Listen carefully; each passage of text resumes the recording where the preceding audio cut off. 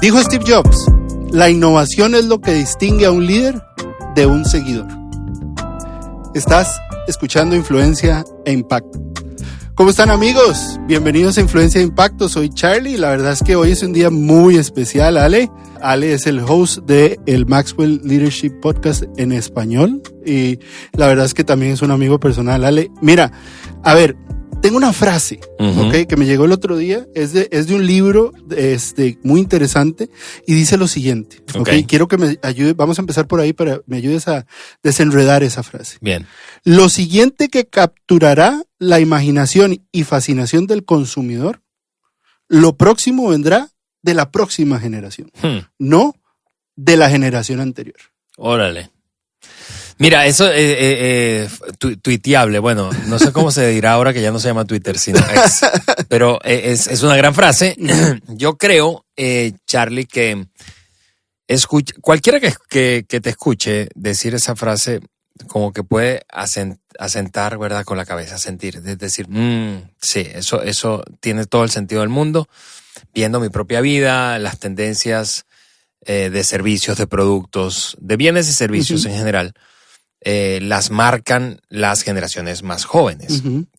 Yo, por ejemplo, hay un caso, creo que es emblemático recientemente, digo recientemente de los últimos 8 años, que es el caso de TikTok, la aparición de esta aplicación que se convirtió en la aplicación más descargada del mundo. Eso ocurrió en 2016, cuando nació TikTok en 2016.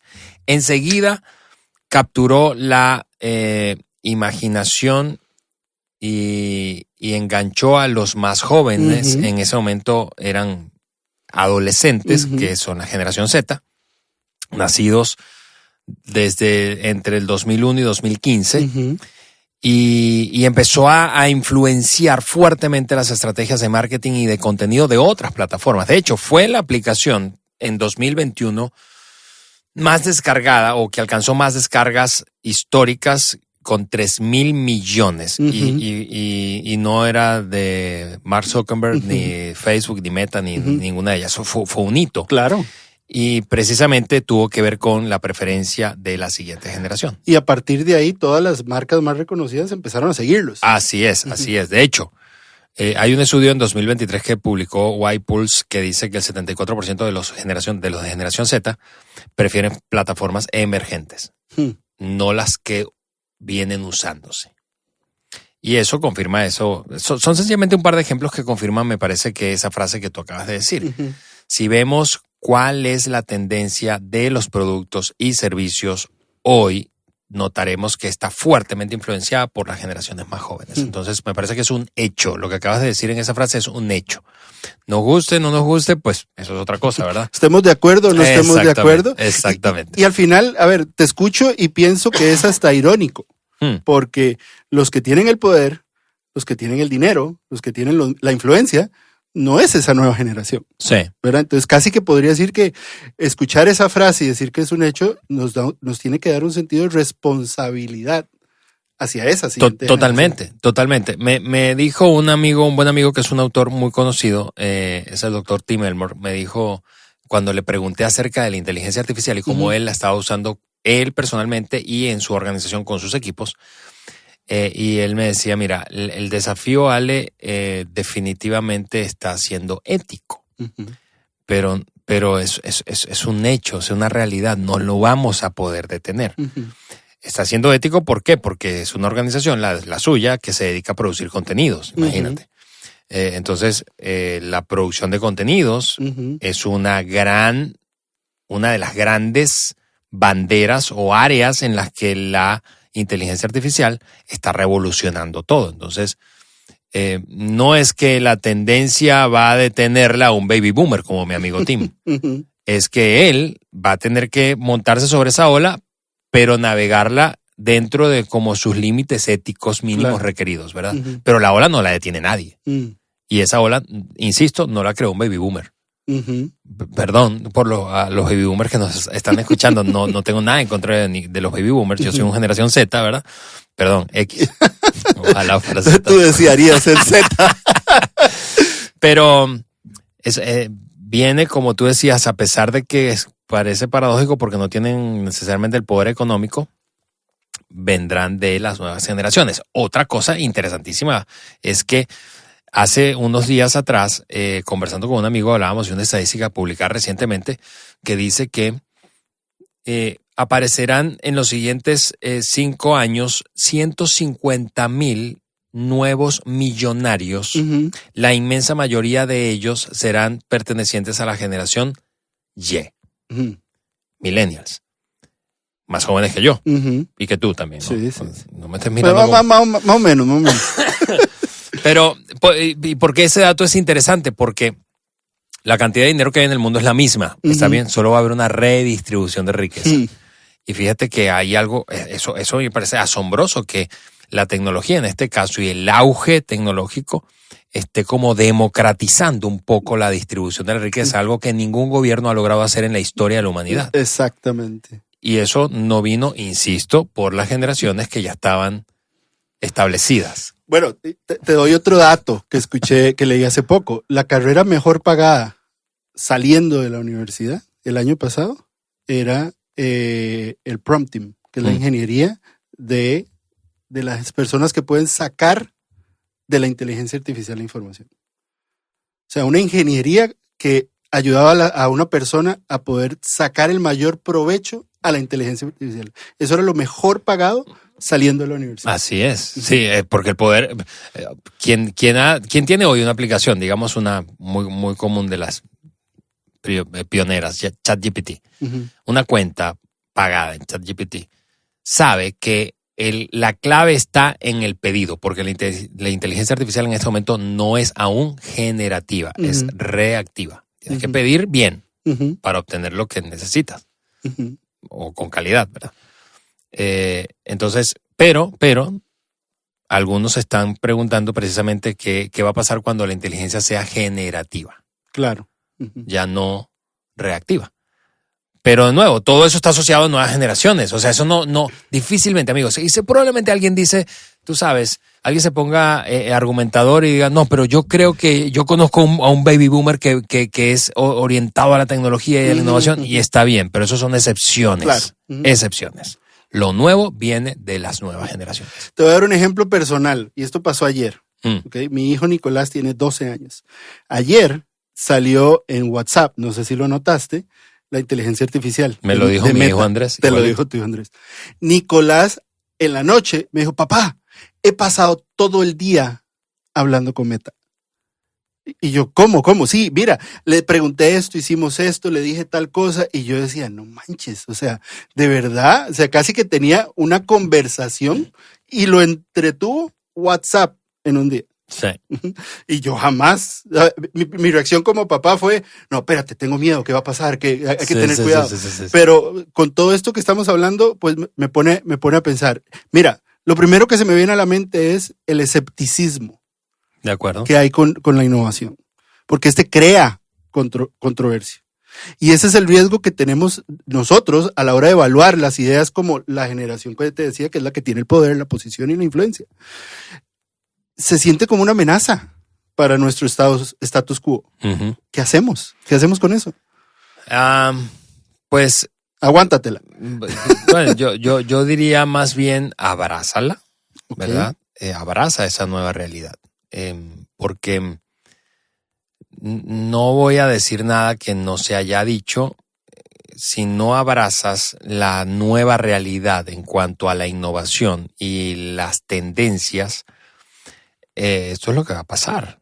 O sea, vas a no solamente quedar o entrar en obsolescencia, sino que eventualmente incluso puedes llegar a desaparecer en términos de oficio, de productividad, de relevancia. Es bien sabido que hay varios estudios de prospección que dicen que o están anticipando cuáles carreras van a desaparecer o cuáles oficios van a desaparecer en el corto o mediano plazo debido a la inteligencia artificial. Entonces, abrázalo. No abrazarlo por temor o por cuál otra razón. Yo no me imagino otra razón que no sea temor. Temor a no saber, temor a parecer obsoleto, viejo o ridículo, temor a transigir en cuanto a algunos valores. Y ahí yo creo que hace falta aventarte para poder generar la conversación y dónde están los límites éticos de eventualmente un proceso innovador, no importa si involucra inteligencia artificial o no, pero lo primero que diría entonces, partiendo de tu pregunta, es abrázala, abraza la nueva realidad. Yo formo parte de un equipo, te decía antes del episodio, que está compuesto por es un equipo de liderazgo ejecutivo que lidera internacionalmente, y somos allí 6 personas. Ahí hay 3 generación X, 2 generación Y y una persona que está como en los límites entre generación Y y Z. Aún no tenemos a personas de la generación Z nacidos después del 2000 sentados en la mesa de dirección ejecutiva, aún no, pero sí invitamos de vez en cuando a generación Z a desafiarnos o a hablar de algunos temas que requieran conversación de cara al futuro. Claro. Nuevos proyectos, nuevos productos, evaluación de los productos actuales o de algún proceso actual, etcétera, ¿verdad? Entonces, lo que yo diría es involucra progresivamente o exponte progresivamente a gente que es más joven que tú.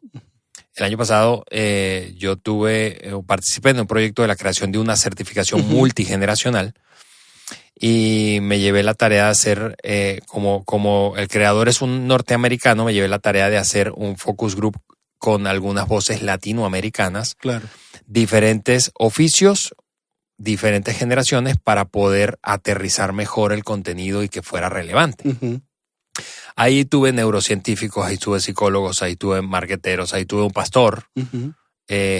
Y fue súper enriquecedor. Entonces, cuando yo comencé el Focus Group, yo quiero confesarte algo, comencé con un pensamiento secreto, y fue qué fastidio. Yo quiero lanzar esto ya. El contenido es buenísimo, yo lo conozco, es un autor súper reconocido, más de 40 libros escritos.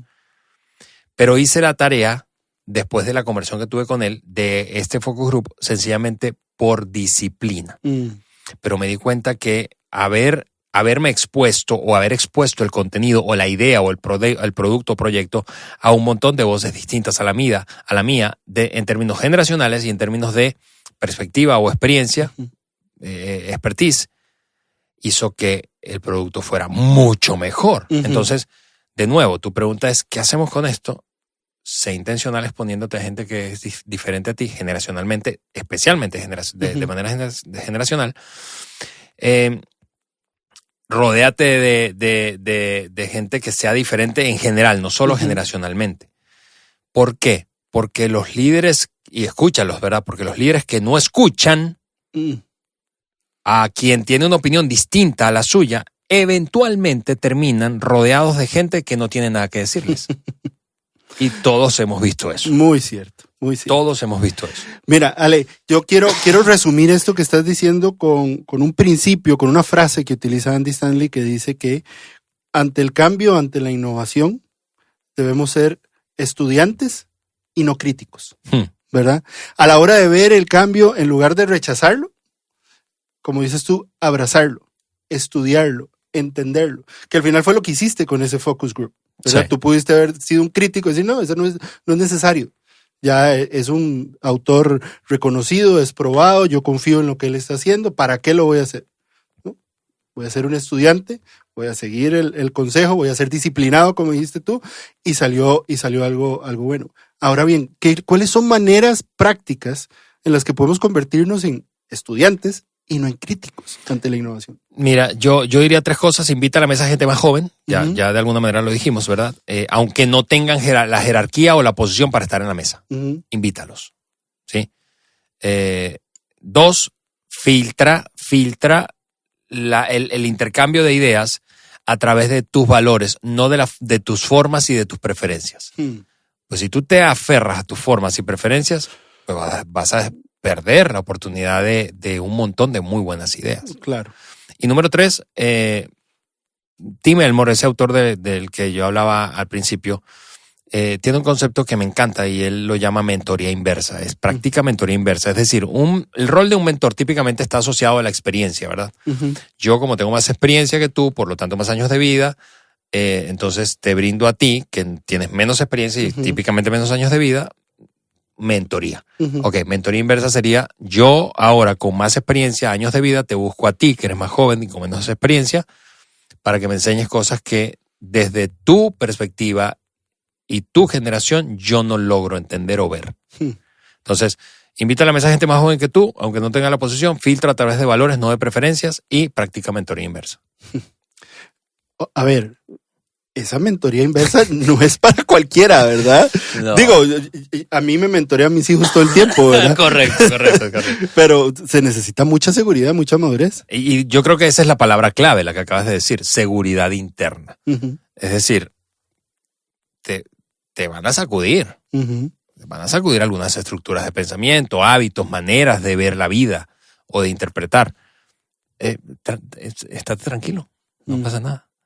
Una coach amiga mía, muy experimentada, argentina por cierto, me dijo en alguna ocasión que yo la busqué para una sesión de coaching y me dijo, Ale, eso que está hablando allí es tu adolescente que quiere revelarse y demostrar que tiene razón. Pero yo te quiero preguntar, me decía ella, ¿eres tú un adolescente?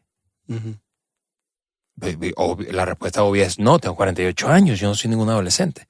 Entonces, ¿por qué quieres demostrar que tienes razón? ¿Y por qué quieres revelarte y decirle a todo el mundo, o en este caso a los que están involucrados en esa conversación que yo debía tener, que tú tienes razón y tus chicharrones son los que truenan, ¿verdad?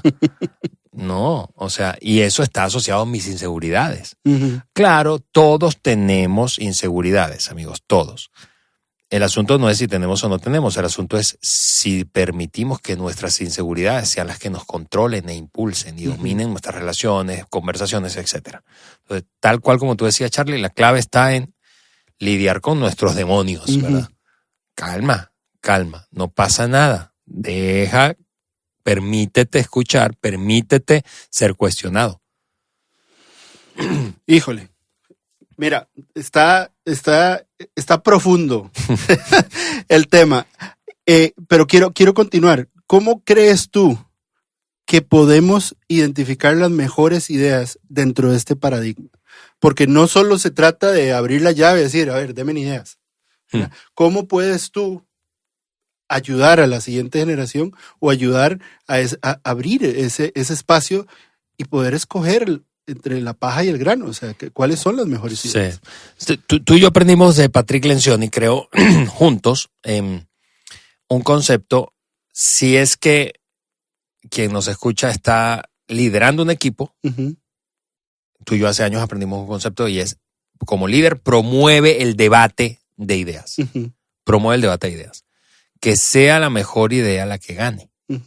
No la idea dicha por el que tiene más jerarquía o antigüedad. O el que habla más duro. O el que habla más duro, exactamente. Promueve el debate, voy a agregarle esta palabra apasionado de ideas. Porque cuando no hay debate de ideas, entonces yo secretamente, Ale, he aprendido a preguntarme, cuando yo veo en un equipo que no hay debate de ideas apasionadamente, no con ofensas, no, hablo de muestro mis convicciones y por qué creo que esta es la mejor ruta y tú mostrarás tus argumentos, etcétera, etcétera, etcétera. Cuando no hay ese debate, entonces yo estoy pensando, al observar a ese equipo, no importa si yo soy parte de él o soy un consultor, aquí alguien no está pensando. ¿Estás de acuerdo? Porque si aquí somos 4 en este estudio y estamos hablando de un tema y uno de nosotros está en silencio constantemente, yo digo, o no tiene la capacidad de pensar para estar en esta mesa, o, que creo que es lo que más frecuentemente pasa, lo intentó en algún momento, pero se le cerraron las puertas, se le batearon sus ideas. Fue una voz disidente y le dijeron no. Exactamente, entonces la persona lo que hizo fue retraerse y quedarse en silencio. Tú sabes, como el niño que está en la iglesia en medio de la liturgia, ¿verdad? Y el sacerdote dice, es hora de estar sentados, y él se queda de pie. Y la mamá lo ve y le dice, siéntate. Y él no se sienta. Y la mamá, siéntate. Hasta que llega un monaguillo y lo agarra fuertemente por el brazo y le dice que se siente, le digo. Y él piensa, por fuera estoy sentado, pero por dentro estoy parado.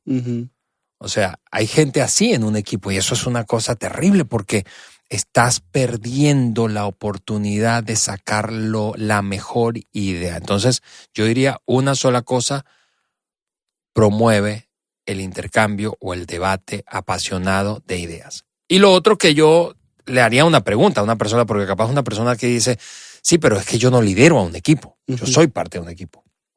Entonces yo te haría una pregunta. ¿Hace cuánto que no cambias de opinión respecto a un tema? Porque si yo, fíjate, por años yo quiero confesar que por años yo me enorgullecía de ser una persona de convicciones tan firme que no cambiaba. Bueno, con el tiempo me di cuenta que eso no es una virtud. Eso no es una virtud. Claro. Eso puede caer en el territorio de la terquedad, del obstinamiento, la obstinación. ¿Desde cuándo no cambias de opinión? Si no cambias de opinión, probablemente es porque no estás sometiendo tus ideas o tus convicciones a chocar con otras ideas. Claro. Porque ese choque y ese debate puede llevarte a cuestionarte y preguntarte, pero es que quizá antes era así y tuvo todo el sentido del mundo, pero ahora ya no. Mira, y eso se me viene a la mente, inclusive esto que estás hablando, al hecho de que, y puede ser que sea un asunto de idiosincrasia o inclusive de nuestra región, por querer ser creadores originales de ideas, ¿verdad? El miedo no, pues es que no podemos inspirarnos en lo que están haciendo los demás, tenemos que crear, tiene que venir de aquí la idea, ¿verdad? Y eso no necesariamente tiene que ser así. O sea, Andy cuando hablaba de este tema en uno de sus episodios, él decía, queremos ser adoptadores tempranos, hablando de la curva de desviación estándar, ¿verdad? Y estamos bien con no ser los creadores de las ideas. Estamos dispuestos a adaptar y dar el crédito cuando sea necesario. Sí. ¿Qué piensas de eso? Escuchaba yo a un hombre muy conocido en México, presidente del grupo de Televisión Azteca y el grupo Salinas. Y él decía, mira, hablando de innovación, lo que aprendí a hacer fue copiar a los mejores y luego mejorarlo internamente. Y tú sabes, como que puede haber un estigma equivocado, o sea, respecto a que no copies a lo que está haciendo otro, sino ser completa y absolutamente original. Bueno, ese mundo, amigos, ya no existe. El agua tibia ya la inventaron. Ese mundo ya no existe. O sea, tenemos un acceso básicamente, analizando toda la historia humana, ilimitado a información. Hay básicamente muy poco que realmente es completamente original. Si es que hay algo, ¿verdad? No quiero ser absoluto, pero hay muy poco. Así que no importa lo que hagas, alguien puede ver lo que estás haciendo, replicarlo en un contexto diferente y mejorarlo. ¿Por qué no te permites hacer eso tú? Porque yo no me permito hacer eso. Y eso me regresa a la curva esa de Gauss que tú comentabas, de los adoptadores tempranos son mínimos, o sea, los innovadores son mínimos, luego vienen los adoptadores tempranos, allí es donde debemos estar, perseguir, estar cerca de la ola, cerca del calor, cerca de interpretando bien las tendencias. Hace poco tú lo sabes, Charlie, yo soy un hombre de fe y en una lectura de una parte del Antiguo Testamento leía un momento histórico en el que un rey del antiguo Israel llamado David asciende al trono sucediendo a quien estuvo antes de él, y las 12 tribus, representantes de las 12 tribus se acercaron para mostrarle su apoyo. Y el cronista, el historiador, escribe o incluyó una cualidad, un detalle que era la cualidad principal que tenía cada uno de los grupos de líderes de las 12 tribus. Y una de las tribus que se acercó era la tribu de Isaacar. Y el historiador dice que esa tribu tenía una cualidad, y la cualidad es que entendía el desarrollo de la historia. Y como entendía el desarrollo de la historia, podía saber cuál era el mejor rumbo para el país. Yo digo, yo quiero ser de esa gente.